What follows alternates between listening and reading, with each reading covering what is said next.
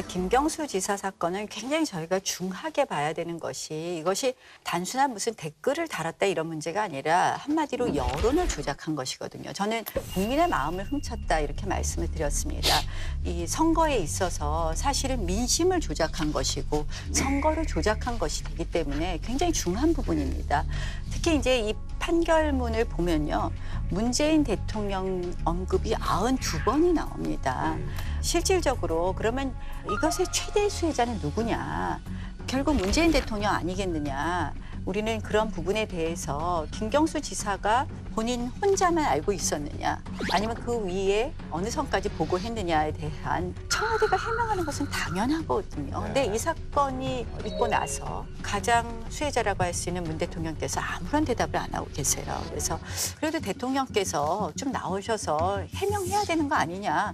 저희가 응답해 주십시오 이렇게 말씀을 드리고 있습니다. 네네네. 네. 최대 수혜자라는 말씀을 자꾸 하시는데 저는 그 아주 질 나쁜 정치라고 생각합니다. 이 질선거를 저희가 이겼습니까? 42%하고 24% 아니었습니까?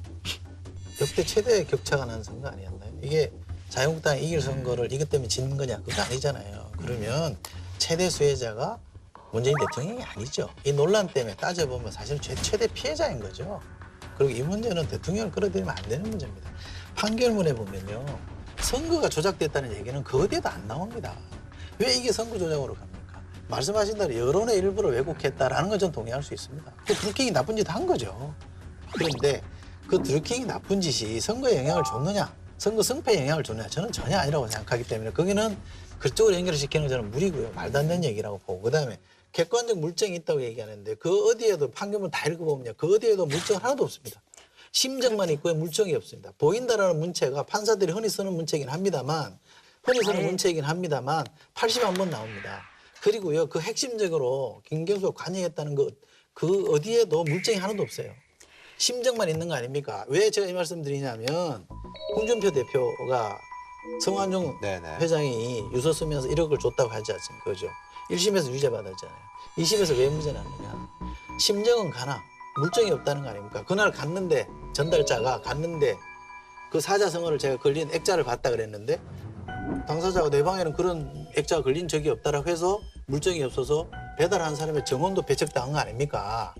물론 나중에 액자가 걸려있다는 게 보도를 통해서 나오긴 했습니다만 그런 겁니다. 심정은 가더라도 판사가 아무리 이 사람이 유죄라는 심정이 가더라도 물증이 없으면 판결을 그렇게 못하는 거죠. 자, 이거는요.